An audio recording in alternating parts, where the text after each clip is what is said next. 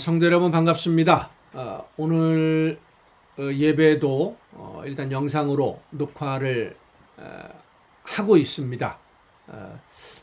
치아를 건드려 놓으면 하루 이틀 정도는 가능하면 말하지 말고, 또 그리고 여러분이 보시기에도 좀 불편할 것 같아서 제 얼굴 모습이, 그래서 오늘도 일단 녹화를 해 놓겠습니다.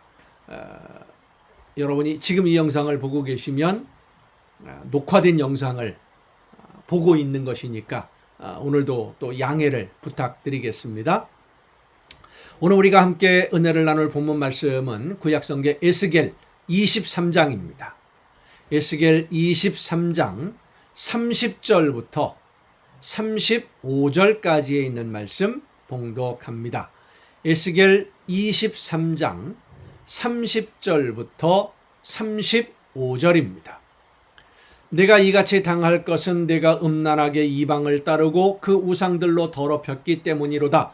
내가 내 형의 길로 행하였은즉 내가 그의 잔을 내 손에 주리라. 주 여호와께서 이같이 말씀하셨느니라. 깊고 크고 가득히 담긴 내 형의 잔을 내가 마시고 코 웃음과 조롱을 당하리라. 내가 내 형 사마리아의 잔 곧 놀람과 패망의 잔에 넘치게 취하고 근심할지라. 내가 그 잔을 다 기울여 마시고 그 깨어진 조각을 씹으며 내 유방을 꼬집을 것은 내가 이렇게 말하였음이라. 주 여호와의 말씀이니라. 그러므로 주 여호와께서 이같이 말씀하셨느니라. 내가 나를 잊었고 또 나를 내 등 뒤에 버렸은즉 너는 내 음란과 내 음행의 죄를 담당할지니라 하시니라. 아멘. 잘못된 행동을 하면 어떤 벌을 받는지 알면서, 혹은 친구들이나 아는 사람들이 잘못을 범함으로 인해서 어떤 벌을 받았고 어떤 어려움을 당했는지 보았으면서도 똑같은 잘못을 범한다면, 똑같은 죄를 범한다면 그는 정말로 어리석은 사람입니다. 이스라엘 백성들이 그랬습니다. 이스라엘은 남북 왕국으로 나누어진 나라였습니다. 솔로몬 왕이 하나님의 말씀을 따라 순종하지 아니하고 우상을 숭배하는 많은 여성들과 결혼을 하면서 그 여성들이 우상을 끌어들였고 우상을 가지고 왔고, 심지어는 예루살렘 성전 안에까지 우상을 세우는 그런 잘못, 죄를 범함으로 인해서 나라가 둘로 나누어집니다. 그래서 보통 북쪽에 있는 나라 10지파가 갈라져 나가서 세운 나라를 이스라엘이라고 보통 부르고요, 유다 지파를 중심으로 예루살렘에 있는 그 나라를 유다 왕국이라고 보통 부릅니다. 그래서 성경에서 말할 때 이스라엘 그러면 남북 왕국으로 나눠진 다음에 이스라엘은 북쪽을 이야기하고요, 유다 그러면 남쪽을 이야기하고, 그 이후로 바벨론 포로라든지 그 이후로 돌아온 모든 돌아와서 세운 나라들을 보통 유다 내지는 유대 왕국, 유대 나라 이렇게 보통 표현을 하고 있습니다. 북왕국 이스라엘은 우상을 숭배하다가 아수르라는 나라의, 아시리아입니다. 세계 역사에 보면 아수르에 의해서 멸망당했습니다. 남왕국 유다는 북왕국 이스라엘이 멸망당하는 것을 직접 지켜봤습니다. 그들이 망한 이유는 딱 하나였어요. 우상을 섬겼기 때문에. 하나님을 섬기지 아니하고 하나님의 말씀을 듣지 않고 우상을 만들어 놓고, 단과 베델에 금으로 송아지 형상을 만들어 놓고 이것이 우리를 애굽에서 인도해낸 하나님이다 이렇게 믿고 있다가 하나님이 선지자들을 보내서 깨우쳐 주시고 말씀해 주시고 기회를 주셨는데도 회개하지 않고 돌아오지 않음으로 인해서 그만 아수르에게 멸망을 당하고 맙니다. 그 모든 과정을 다 지켜보고 있었던 남왕국 유다가 똑같이 우상 숭배의 길로 빠져들어가서 하나님을 버리고 우상을 섬기고 있는 거예요. 에스겔 선지자, 오늘 우리가 읽은 본문 말씀이 바로 그 말씀입니다. 내 형, 그러면 북왕국 이스라엘이고요, 형의 잔을 내가 마시도록 하겠다. 북왕국 이스라엘이 망한 것처럼 너희들도 똑같이 망하게 될 것이다. 하나님이 그 말씀을 하시는 겁니다. 지혜로운 사람은 다른 사람이 당한 아픔을 보면서 나도 저런 아픔을 당하지 않기 위해서, 나는 저런 아픔을 저런 어리석은 일을 범하지 않기 위해서 더 열심히 신앙생활을 해야지, 더 열심히 하나님의 말씀을 들어야지, 하나님의 말씀에 순종해야지 하고 결심을 하고 하나님과 가까워지는 사람이 지혜로운 사람이에요. 그러나 미련한 사람은 이웃이 당하는 아픔을 보면서 그 이유를 생각해 보고는 판단을 합니다. 아, 저 사람은 이러이러한 이유 때문에 아픔을 당하고 어려움을 당하는 거야. 저 사람은 이런 부분을 잘 몰라서 그래. 어리석은 사람이지. 라고 판단을 한 다음에 자기도 똑같이 그 길을 가고 있는 것. 이게 정말로 미련한 사람이지요. 하나님의 말씀 앞에 불순종함으로 인해서 어려움 당하는 모습을 보면서도 똑같이 불순종한다는 겁니다. 성경은 무엇이라고 말씀해 주십니까? 로마서에서 말씀합니다. 남을 판단하는 내가 똑같은 잘못을 범하고 있지 않느냐라고 경고를 해 주십니다. 이웃이 어려움을 당하는 것을 보면서도 내 자신의 처지를 생각하지 못하느냐 성경은 가르쳐 주십니다. 그렇습니다. 오늘 우리 주위에는 하나님의 말씀대로 순종하지 않음으로 인해서 어려움을 당하는 많은 사람들을 우리는 보아서 알고 있어요. 주님의 몸된 교회를 모함하고 비난하고 힘들게 하다가 그들이 어떤 아픔과 고통을 당하고 있는지 우리는 보았어요. 그런데 나는 그렇지 않다라고 생각하지만 똑같은 길을 걷고자 했던 그 똑같은 길을 걷는 수많은 사람들이 있습니다. 똑같은 것이 아닌 것 같지만 하나님이 보시기엔 똑같은 거예요. 주님의 몸된 교회를 힘들게 하고 있으니까. 하나님이 예수 그리스도를 통해서 우리를 부르시는 것은 예수님을 머리로 하는 교회의 한 여러 지체로 섬기라고, 하나님이 기뻐하시는 열매를 함께 협력해서 이루라고 한 공동체로 교회로 불러주신 것인데, 나 편하겠다고, 나만 잘 되면 된다고, 나만 이익을 얻으면 된다, 이런 생각으로 교회의 아픔과 어려움과 이런 것들을 전혀 생각하지 않는 그런 모습들, 이게 바로 이웃이 당하는 어려움을 보면서 나도 똑같은 잘못을 범하고 있는 미련한 사람들의 모습인 겁니다. 여러분의 삶은 어떠십니까? 하나님이 보시기에 하나님의 마음을 기쁘시게 할 만한 합당한 신앙생활, 아름다운 열매를 맺는 신앙생활 바르게 잘하고 계십니까? 성령께서 내 마음을 열어주시고 눈을 열어주셔서 혹시라도 나도 모르는 사이에 하나님이 원하시지 않는 길을 가고 있는 것은 아닌지, 하나님이 원하시지 않는 죄의 열매를 맺고 있는 것은 아닌지 깨달아 알게 하여 주옵소서. 기도하며, 하나님, 내가 하나님 앞에서 어떻게 살기를 원하십니까? 내 삶의 방향을, 내 삶의 인생의 목표를 어떻게 하기를 원하십니까? 무엇을 해야 되겠습니까? 기도하며 성령께서 깨우쳐 주시는 대로 순종함으로써 하나님과 날마다 더 가까워져 가는, 예수님을 더 많이 닮아가는, 그래서 아름다운 열매로 하나님께 기쁨 드리는 여러분 모두가 될 수 있기를 간절히 바랍니다. 기도하시겠습니다.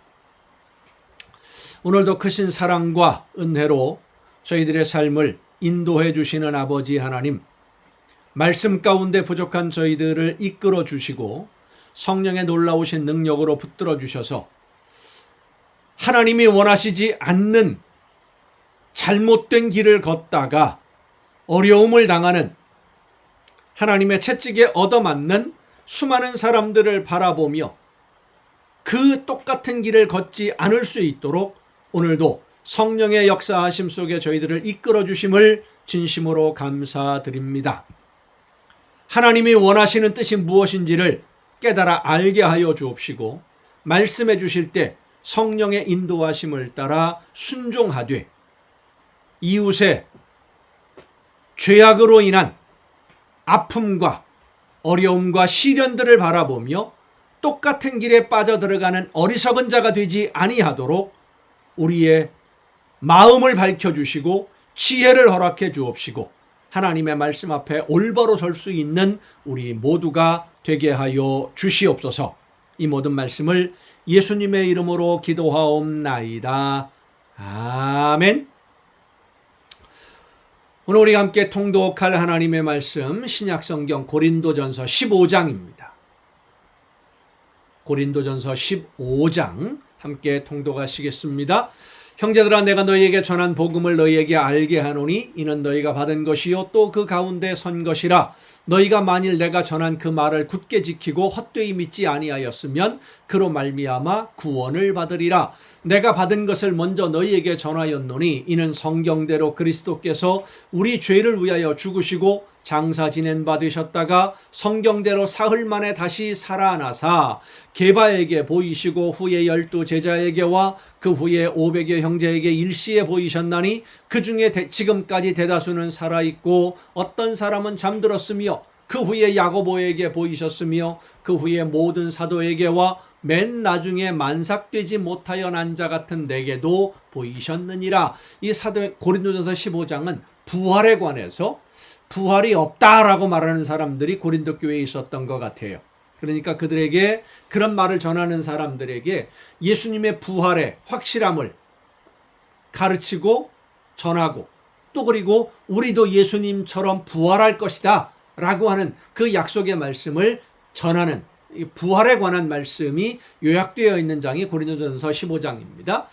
나는 사도 중에 가장 작은 자라. 나는 하나님의 교회를 박해하였으므로 사도라 칭함받기를 감당하지 못할 자니라. 그러나 내가 나된 것은 하나님의 은혜로 된 것이니 내게 주신 그의 은혜가 헛되지 아니하여 내가 모든 사도보다 더 많이 수고하였으나 내가 한 것이 아니요 오직 나와 함께 하신 하나님의 은혜로라. 성령의 능력이 나로 하여금 그렇게 일하게 만드신 것이지 성령이 나를 도구로 쓰신 것이지 내가 그렇게 앞장서서 한 것이 아니다 라는 고백입니다. 그러므로 나나 그들이나 이같이 전파하매 너희도 이같이 믿었느니라.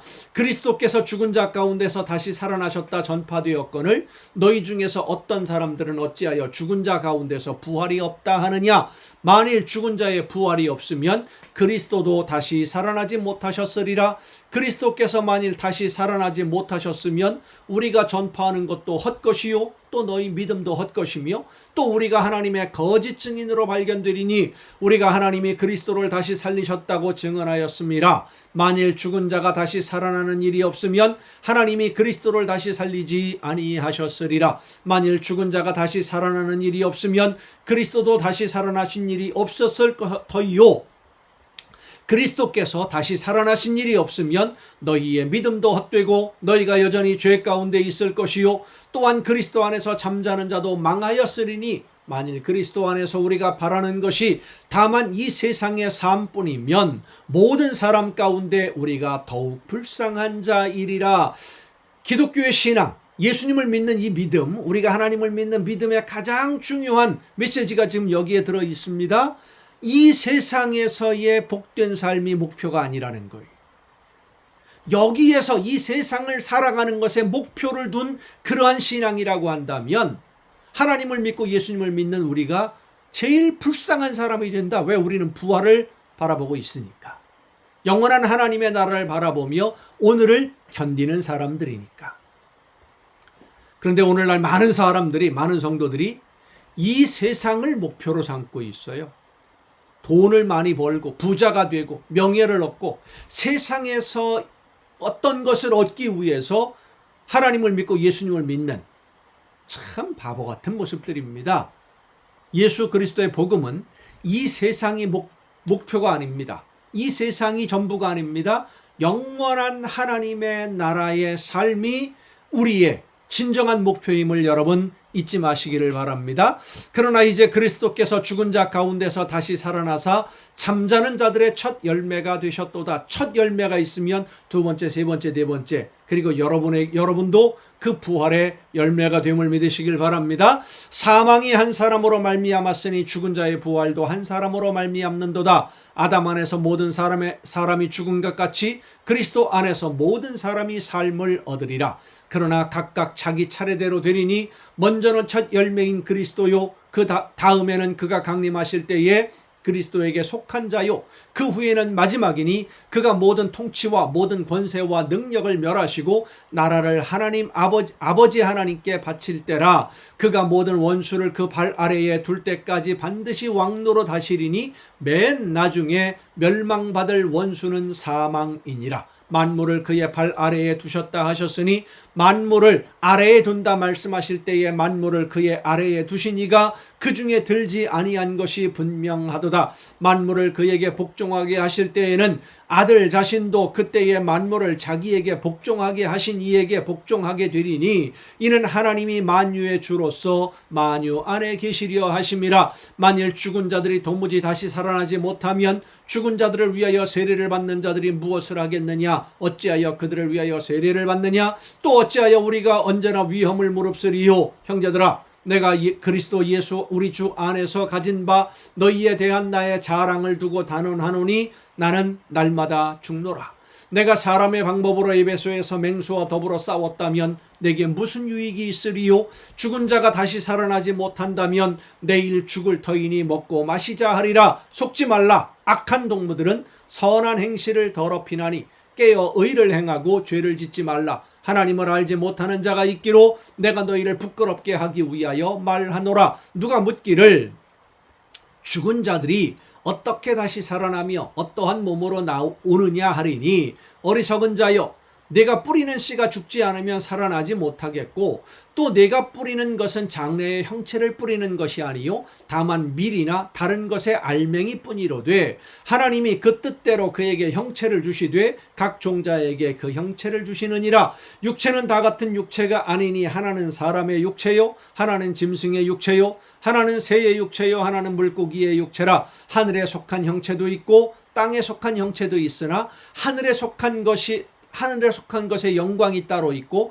땅에 속한 것의 영광이 따로 있으니 해의 영광이 다르고 달의 영광이 다르며 별의 영광도 다른데 별과 별의 영광이 다르도다. 죽은 자의 부활도 그와 같으니 썩을 것으로 심고 썩지 아니할 것으로 다시 살아나며 욕된 것으로 심고 영광스러운 것으로 다시 살아나며 약한 것으로 심고 강한 것으로 다시 살아나며 육의 몸으로 심고 신령한 몸으로 다시 살아나나니 육의 몸이 있은즉 또 영의 몸도 있느니라. 기록된 바 첫사람 아담은 생령이 되었다 함과 같이 마지막 아담은 살려주는 영이 되었나니 그러나 먼저는 신령한 사람이 아니요 육의 사람이요 그 다음에 신령한 사람이니라. 첫사람은 땅에서 났으니 흙에 속한 자이거니와 둘째 사람은 하늘에서 나셨느니라. 무릇 흙에 속한 자들은 저 흙에 속한 자와 같고 무릇 하늘에 속한 자들은 저 하늘에 속한 이와 같으니 우리가 흙에 속한 자의 형상을 입은 것 같이 또한 하늘에 속한 이의 형상을 입으리라. 형제들아,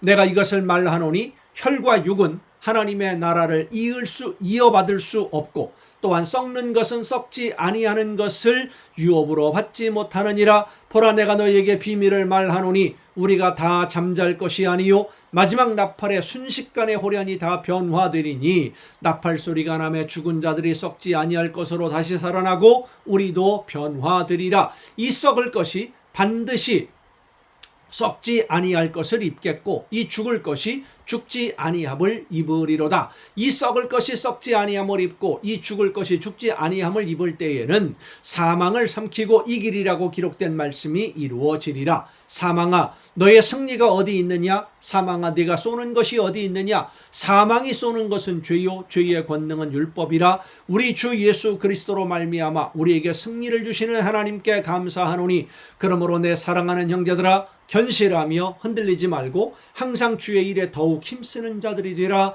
이는 너희 수고가 주 안에서 헛되지 않은 줄 알미라. 부활의 몸이 어떤 모습일까? 궁금하시죠? 궁금하면 예수님 잘 믿으세요. 그래야 부활의 몸이 어떤 몸으로 우리가 부활해서 하나님과 영원한 하나님의 나라에서 영원한 삶을, 행복한 삶을 누리게 될지 가봐야 알지 않겠습니까? 오늘 아무리 설명을 다 해도요, 부활 이후의 삶에 대해서 우리가 제대로 설명할 수 있는 방법은 없습니다. 단지 하나님의 약속만 믿을 뿐이지요. 그때가 궁금하다면 꼭 가야 됩니다. 그러기 위해서 성령의 인도하심을 따라 예수님을 날마다 닮아가고 아름다운 열매를 맺는 여러분이 되시기를 바랍니다. 16장입니다. 성도를 위하는 연보에 관하여는 내가 갈라디아 교회들에게 명한 것 같이 너희도 그렇게 하라. 매주 첫날에 너희 각 사람이 수입에 따라 모아두어서 내가 갈 때에 연보를 하지 않게 하라. 내가 이를 때에 너희가 인정한 사람에게 편지를 주어 너희의 은혜를 예루살렘으로 가지고 가게 하리니 만일 나도 가는 것이 합당하면 그들이 나와 함께 가리라.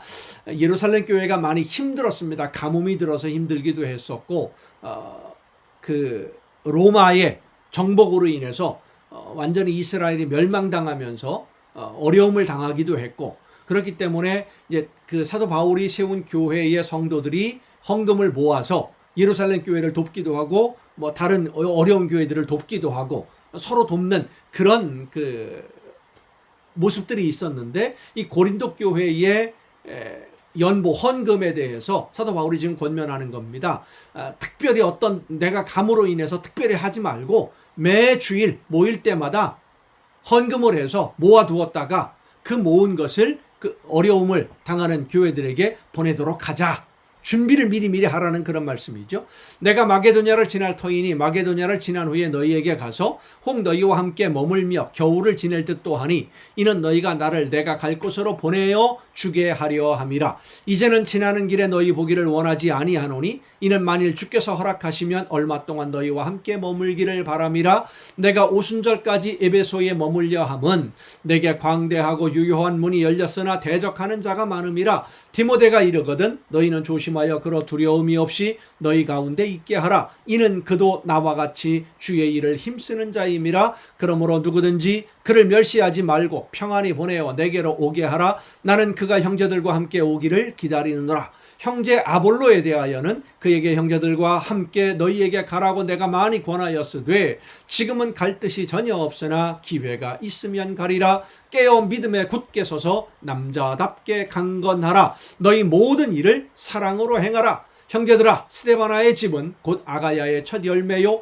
또 성도 섬기기로 작정한 줄을 너희가 아는지라. 내가 너희를 권하노니 이 같은 사람들과 또 함께 일하며 수고하는 모든 사람에게 순종하라. 내가 스데바나와 부드나도와 아가이고가 온 것을 기뻐하노니 그들이 너희의 부족한 것을 채웠음이라. 그들이 나와 너희 마음을 시원하게 하였으니 그러므로 너희는 이런 사람들을 알아주라. 아시아의 교회들이 너희에게 문안하고 아굴라와 브리스가와 그 집에 있는 교회가 주 안에서 너희에게 간절히 문안하고 모든 형제도 너희에게 문안하니 너희는 거룩하게 입맞춤으로 서로 문안하라. 나 바울은 친필로 너희에게 문안하노니 만일 누구든지 주를 사랑하지 아니하면 저주를 받을지어다. 우리 주여 오시옵소서. 주 예수 그리스도의 은혜가 너희와 함께하고 나의 사랑이 그리스도 예수 안에서 너희 무리와 함께 할지어다.